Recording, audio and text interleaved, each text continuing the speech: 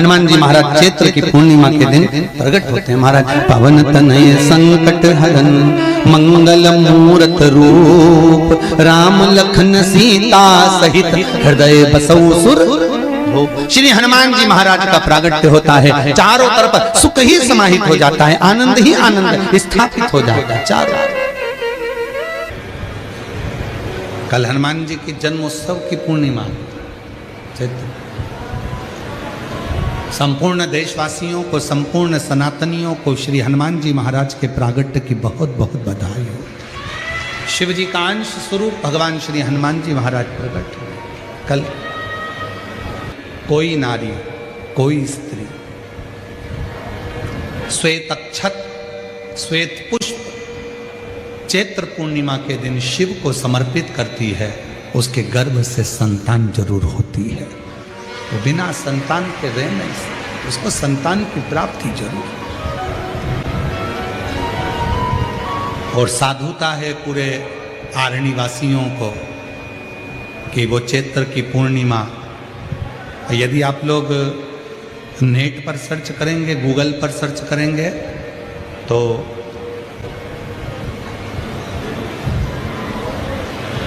South में, दक्षिण में जो चैत्र की पूर्णिमा होती है उसे शिव झूलन पूर्णिमा भी कहते हैं। दक्षिण में कल भगवान शंकर को झूले में शिवलिंग को रखकर झुलाया जाता है। कल की जो पूर्णिमा है चैत्र की, उसको शिव झूलन पूर्णिमा भी कहते हैं दक्षिण। ये अंजना माता से भगवान शंकर कह रहे हैं, तुमने मातंग ऋषि का कहना माना, इसलिए तुम्हारे यहाँ संतान जरूर होगी। मैं स्वयं अपने तेज को पवन देव के माध्यम से तुम्हारे गर्भ में भेजूंगा और तुम्हारे गर्भ से जो संतान उत्पन्न होगी उसका नाम हनुमान होगा। हनुमान। पर अंजना, सुनो अंजना,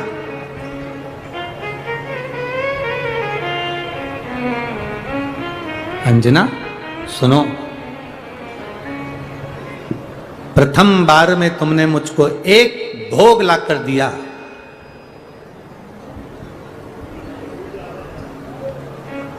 छप्पन भोग में से प्रथम भोग मुझे लाकर दिया और आखिरी के 5 भोग रह गए थे।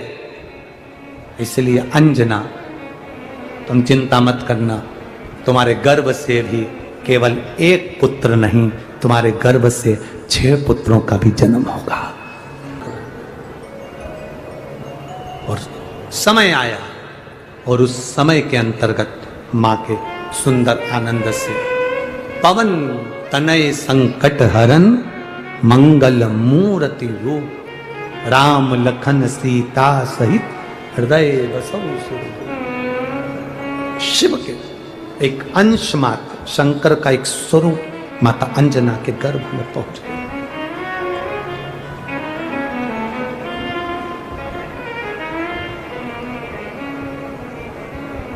बस इस हृदय को, इस दिल को, इस मन को शिवालय तक ले जाना है। और जब ये मन, जब ये चित्त शिवालय तक पहुंच जाए तो समझ लो कि तुम्हारी जिंदगी की सार्थकता हो गई। सार्थकता है तुम्हारे जीवन की। पार्वती जी चली गई, शिव जी ने पूछा क्या चाहिए अंजना को? अंजना को पुत्र चाहिए। किसके जैसा? आपके जैसा। शंकर भगवान बोले मेरे तेज पुंज को अंजना अपने गर्भ में धारण नहीं कर सकती, इसलिए उस तेज पुंज को पवन देवता लेकर जरूर जाएंगे, पर तेज पुंज खंडित हो, उससे एक भाग नहीं 6 पुत्रों का जन्म होगा। तो माता अंजना के गर्भ में जब भगवान शिव स्वयं जाकर विराजमान हुए, शंकर के 6 स्वरूप, सबसे पहले पूर्णिमा के दिन, चैत्री पूर्णिमा के दिन श्री हनुमान जी महाराज का प्रागट्य हुआ। फिर गतिमान, रतिमान, मतिमान, कैतुमान, रतिमान, ऐसे हनुमान जी के 5 भाई और जन्म। तो 6 भाइयों का जन्म हुआ है। 6 भाई भगवान कभी कम नहीं देता। आप लोग कथा में श्रवण करें हैं पूर्व में, हनुमान, गतिमान, रतिमान, मतिमान, वर्तिमान, ऐसे हनुमान जी के कई भाई हुए कई भाई हनुमान जी के हुए, और हमने पहले भी कहा है जिसकी फैक्ट्री ना चलती हो, बहुत दुकान ना चलती हो, तो हनुमान जी के पांव का थोड़ा सा सिंदूर लेकर यदि उस सिंदूर को किसी भी फैक्ट्री या दुकान में हनुमान जी के छोटे भाई गतिमान के नाम से अगर एक बिंदी भी सिंदूर की रख दी जाती है तो वो दुकान और फैक्ट्री भी झड़के से चलना प्रारंभ हो जाती है। गतिमान हनुमान जी के छोटे भाई, एक हनुमान जी के छोटे भाई हैं मतिमान। जब व्यक्ति डिप्रेशन में जाता है, एकाग्र चित्त नहीं रह पाता है, पढ़ने बैठता है पर एकदम मन नहीं लग पाता है, तो मतिमान का स्मरण किया जाता है, हनुमान जी के तीसरे नंबर के भाई का, मतिमान।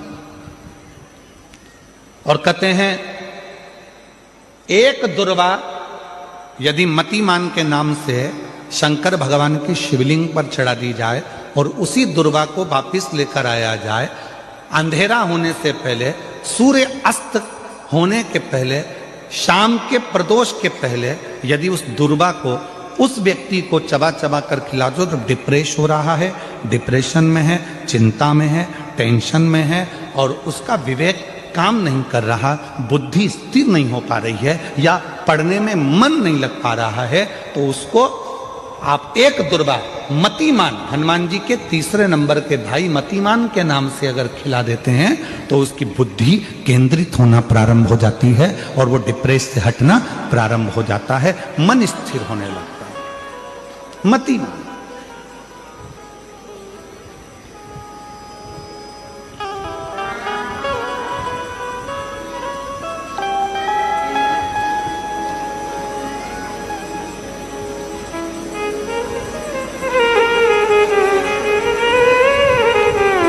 और एक नाम आता है व्रतिमान। इसका प्रैक्टिकल तुम अभी यहीं से कर लेना, ठीक है? चलते चलते मालूम पड़े तुम्हारी पार्किंग यहां से आधा किलोमीटर दूर है, ठीक है? अरे बोलो तो जम के, आधा किलोमीटर दूर तुम्हारी पार्किंग है और तुम्हारी उम्र लगभग बहुत हो गई, मालूम पड़े तुम थोड़े वृद्ध हो गए हो और तुम्हारा घुटना दुख रहा है, तुम्हारी कमर दुख रही है, चलते चलते बड़ी मुश्किल से तुम कथा स्थल तक पहुंचे हो, अब मन में आ रहा है कि मुझे वापस पार्किंग तक जाना है, कैसे जाऊंगी, पाँव तो दुख रहा है। तो एक काम आज चलते चलते करना कि कहीं सीवर वाला महाराज झूठ तो नहीं बोल रहा है, तो प्रैक्टिकल करके जाना। क्या करोगे, यहां से जाते समय आप जब जा रहे हो और आपके शरीर का कोई अंग जब दुख रहा है तो श्री शिवाय नमस्तुभ्यम कहकर श्री व्रतिमान हनुमान का स्मरण कर। किसका स्मरण करना है? जम के बोलो, व्रतिमान हनुमान। व्रतिमान हनुमान का स्मरण करके कहीं पर भी बैठकर अपने पांव की छोटी वाली जो उंगली है उसको जम के दबाना और दबाने के बाद चल देना। जिस जगह पर भी दर्द हो रहा होगा मेरा बाबा आपको मंजिल तक पहुंचाएगा, दर्द होने नहीं देगा। कल नहीं करना, प्रैक्टिकल आज ही करना। काल करे सो आज कर।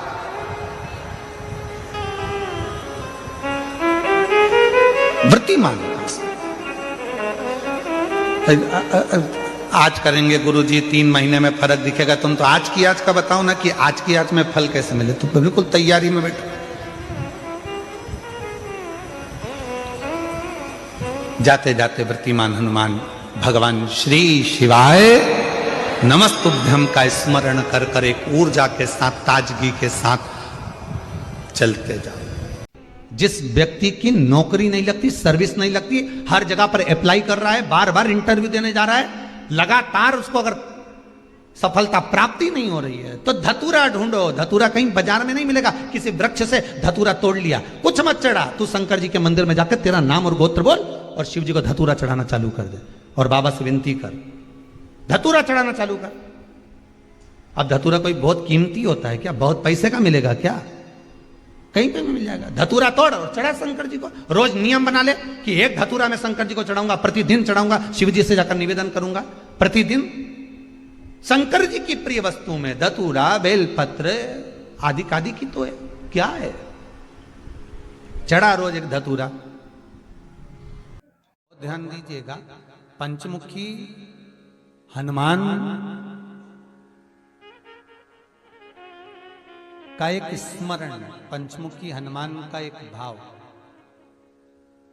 महाराज जैसे बहुत ज्यादा तकलीफ अगर व्यक्ति को हो गई है, बहुत कष्टमय जीवन चल रहा है, हार गए हर जगह से और तकलीफमय जीवन चल रहा है, तो पंचमुखी हनुमान का एक शिव महापुराण का और स्कंद पुराण का एक बड़ा सुंदर मंत्र है। उस मंत्र को आप सब एक बार हमारे साथ में बोलें। ओम नमो हनुमते रुद्र अवताराय सर्व शत्रु संहारणाय सर्व रोग हराय सर्व वशीकरणाय रामदूताय स्वाहा। बस इस मंत्र को हाथ में काली तिल लेकर, एक जौ लेकर और गूगल लेकर, थोड़ा सा उसमें गाय का घी डालकर, कंडे को या अग्नि को जलाकर इस मंत्र का 11 बार 21 बार जाप कर कर अपनी कामना कर कर छोड़ दीजिए। कैसा भी रोग हो, बीमारी हो, कष्ट हो, दुख हो, तकलीफ हो, 21 दिन के अंदर वो आनंद आना प्रारंभ कर देता है। इस मंत्र, स्कंद पुराण का, शिव महापुराण का ये मंत्र मूल पंचमुखी हनुमान सुख देंगे। और एक और चीज याद रखिए महाराज, यदि कोई काम के लिए जा रहे हो, कोई व्यापार के लिए जा रहे हो या नौकरी करने के लिए जा रहे हो और लगी नहीं रही, बहुत तकलीफ पा रहे हो, सर्विस ही नहीं लग रही, बहुत कष्टमय हो गया, तो निवेदन करूंगा 5 पीपल के पत्ते पर बेसन के 5 लड्डू घर में बने हुए, गाय के घी के 5 लड्डू रख लो। उस लड्डू के बीचों बीच एक आटे का दिया और उसमें तिल्ली का तेल डालकर इसी मंत्र का प्रयोग कर कर पंचमुखी हनुमान का किसी भी हनुमान के मंदिर में जाकर, दक्षिण मुखी हनुमान के मंदिर में जाकर उसको रख कर आ जाइए। इसके बाद आप उस काम के लिए जाइए, आपका काम सफल हो जाएगा। आपको किसी को नहीं कहना पड़ेगा कि हाथ जोड़ना नहीं पड़ेंगे, किसी के पांव नहीं पड़ना पड़ेंगे, तुरंत काम होगा। बस इस मंत्र का स्मरण कर कर पंचमुखी हनुमान का भूतेश्वर जो मंत्र है वो सुख देने वाला। अष्ट सिद्धि नव, कौन सी नवनिधि थी वो जो अपन लोग हनुमान चालीसा में, नवनिधि जो हनुमान जी को दी। तो हनुमान जी की पूजन में स्कंद देव ने स्पष्ट कहा ना, सीता जी ने भी तो हनुमान जी से कहा था मैंने तुझे अष्ट सिद्धियां नवनिधियां दी हैं, पर इस नवनिधि को तू एक बार जब स्कंद से मिलेगा तब तेरे को फल की अनुभूति होगी। और जो हनुमान जी को अष्ट सिद्धि नवनिधि दी थी, स्कंद देव ने हनुमान से कहकर इसी नवशिला पर बिठाकर हनुमान जी से कहा था, इस अष्ट सिद्धि नवनिधि को जो तुम्हारा नाम जपेगा, जो स्मरण करेगा, उसको ये फल की प्राप्ति होगी। नवनिधि पहली पद्मनिधि। कौन सी निधि है? पद्मनिधि। ये हमारे हनुमान जी महाराज का केवल दर्शन करने पर पद्मनिधि प्राप्त हो जाती है। अर्थात हनुमान जी के दर्शन से जन्म लेने के बाद हम जिस हनुमान जी का दर्शन करते हैं उसके बाद हमारा एक कुल तर जाता है। उसमें हमको दुख नहीं, भोजन की व्यवस्था नहीं। यहाँ कहते हैं अगर हनुमान जी का दर्शन करा है तो पद्मनिधि जो है वो पद्मनिधि स्वयं भरण पोषण कर देते, स्वयं भरण पोषण। दूसरा महापद्मनिधि। महापद्मनिधि एक ऐसी निधि है, स्कंद देव दूसरी शिला पर बिठाकर श्री हनुमान जी महाराज को उस दूसरी शिला पर बिठाकर जल का जब आचमन करा रहे हैं तो वो कह रहे हैं स्कंद देव कि ये महापद्मनिधि है। हनुमान ये वो निधि है जिस निधि से व्यक्ति अपने जीवन में दान कर पाता है। दान कब करता है? जब उसके पास में कुछ हो। कुछ नहीं होगा तो वो देगा क्या? अरे बोलो तो। दूसरी महापद्मनिधि को दान, धर्म, सत्कर्म जो दिया गया वो श्रेष्ठ होगा तो दो, नहीं होगा तो कौन देगा? महापद्म निधि, ये दूसरे नंबर की निधि है। हनुमान तेरे दर्शन से महापद्म निधि प्राप्त हो। तीसरी निधि नील निधि। कौन सी निधि है? नील निधि। हनुमान जो तेरा दर्शन करेगा, इस रामेश्वर सेतु पर जो आएगा और इस 9 शिलाओं के दर्शन के रूप में मान लो हनुमान का भी दर्शन कर लेता है, तो उसकी 7 पीढ़ी में अगर कोई दान भी नहीं करे तो भी उसको लाभ मिलता ही रहता है। नील निधि तीसरे नंबर। 9 निधि में चौथी निधि है महाराज मुकुंद निधि। कौन सी निधि है? मुकुंद। 5 भाइयों का परिवार है, 4 भाइयों का परिवार है, याद रखना। 5 भाइयों का परिवार, 4 भाइयों का परिवार। माँ बाप को यह नहीं मालूम रहता कि मेरा बेटा कौन सा पूरे घर का संचालन करेगा। किसी माँ बाप को मालूम है कि बड़ा बेटा चलाएगा कि छोटा चलाएगा, कि मंजिला चलाएगा कि संजिला चलाएगा, किसी को नहीं मालूम। पर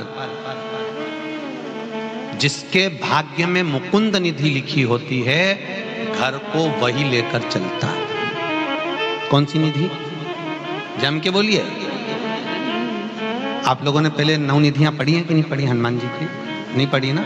हाँ, तो अष्टसिद्धि 9 निधि मालूम होना चाहिए आपको कि आप रोज हनुमान चालीसा में पढ़ते हो अष्टसिद्धि 9 निधि की दाता असबर जानकी माता। तो बच्चे पूछेंगे माँ ये निधि कौन सी है? तो बताओ उनको कि इसमें एक होती है मुकुंद निधि।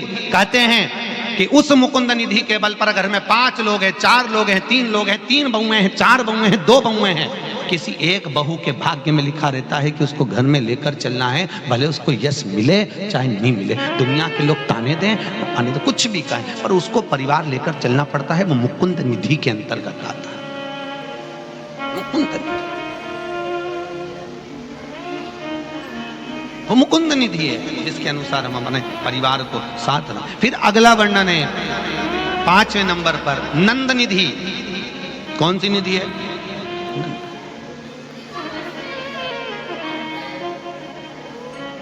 हनुमान जी की ये 5वें नंबर की जो निधि का दर्शन कराया, नंद निधि कहते हैं, मान लो कोई व्यक्ति बहुत बीमार पड़ा रहता हो, बहुत तकलीफ भोग रहा हो, कष्ट बहुत हो शरीर में, रोग मिट नहीं रहा हो, तो स्कंद पुराण की 9 निधियों में जो वर्णन करा है नंद निधि का, हनुमान जी के गले में उस व्यक्ति के हाथ से बेलपत्र में गांठ लगवाकर 41 बेलपत्र प्रदोष के दिन, कौन से दिन?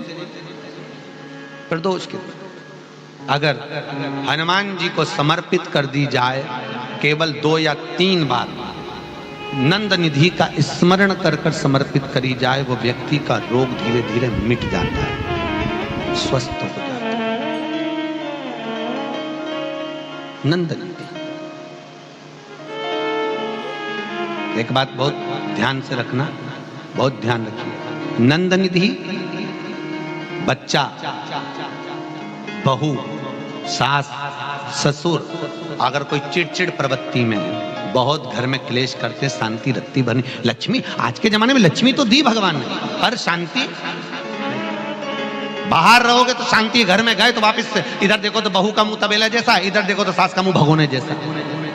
अब करे तो करे क्या? और बीच में जो फंसा हुआ है बेचारा पति, दोनों के, वो बोले तो बोले क्या, वो भी चुप रहता, वो भी क्या। अब बाप के बेटा तू अपनी वाली को समझा ले, मैं अपनी वाली को समझा लूं, खत्म। तो यहाँ जो निधि का वर्णन करा गया है, हनुमान जी महाराज के मात्र दर्शन मात्र से, दर्शन चूरमा बनना, या चूरमा बनाना याद है? चूरमा है, जानते हो?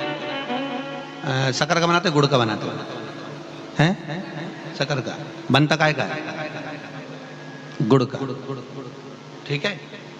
हनुमान जी को किसी भी मंदिर में चूरमा क्यों चढ़ता है? आज अपना फाइनल बताइए दो, आपने जाने दो।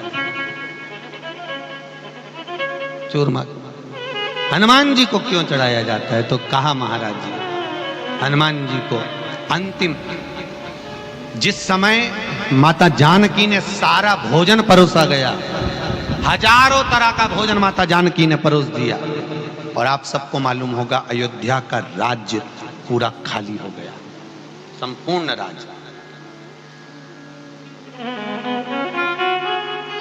पूरा राज्य। हनुमान जी तो भी भूखे की भूखे पेट पर हाथ रखकर बोलते हैं, मां भूख लगी है। अब एक बात याद रखना, आपका घर पूरा खाली हो जाए तो भरने में थोड़ा टाइम तो लगता है, टाइम लगेगा। तब माता जानकी आटा रखा हुआ था, उसको गुड़ के साथ मलकर, सेक कर, मलकर, मकर निधि हनुमान जी महाराज के लिए राम जी ने तुलसी का दल दिया। कौन सी निधि? छठे नंबर की मकर निधि। मकर निधि का स्मरण कर कर तुलसी का दल दिया गया।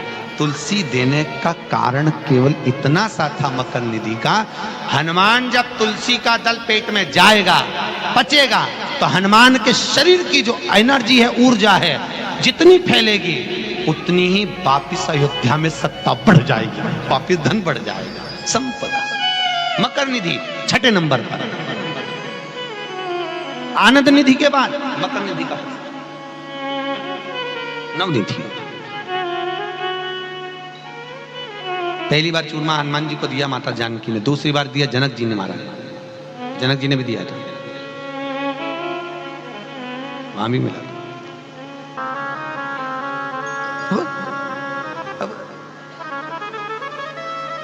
अब नहीं समझे तो होता है ना, कई बार वो एक बार एक अंग्रेज गया तो वो कैमरा लेके वो दीवार पे, गांव में देखा होगा दीवार में गाय के गोबर ऐसे थाप दे गोल गोल, तो अंग्रेज फोटो खींच लिया। किसी ने पूछा ये काय को खींच रहा हो? कि ये समझ में नहीं आ रहा गाय ऊपर चढ़ी कैसे, ऊपर कैसे चढ़ी है?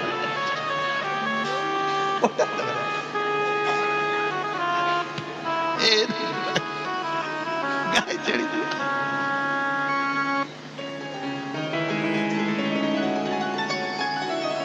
भगवत। अब नवनिधियों में नवनिधि छठे नंबर पर मकर निधि है महाराज, जो कि भरण पोषण करती है, कभी घर में अन्नपूर्णा की कमी नहीं आने देती। और 7वें नंबर पर है कच्छप निधि। कौन सी निधि है? कच्छप। कच्छप निधि के अंतर्गत मनुष्य की चित्त वृत्ति में आसक्तियों को उत्पन्न करती है। आसक्ति कि मुझे यह काम करना है और इस काम को मुझे आगे बढ़ना है। कच्छप निधि। कच्छप निधि को आप लोग, कई लोगों के हाथ में कछुए की अंगूठी देखते होंगे, वो हनुमान जी की कच्छप निधि का प्रमाण है। शंकर मंदिर में, राम मंदिर में, देवी देवताओं के मंदिर में, बाहर हॉल में जो चौबारा होता है, गेट होता है, उसके पास में एक कछुआ बना होता है, वो कच्छप निधि को दर्शाता है।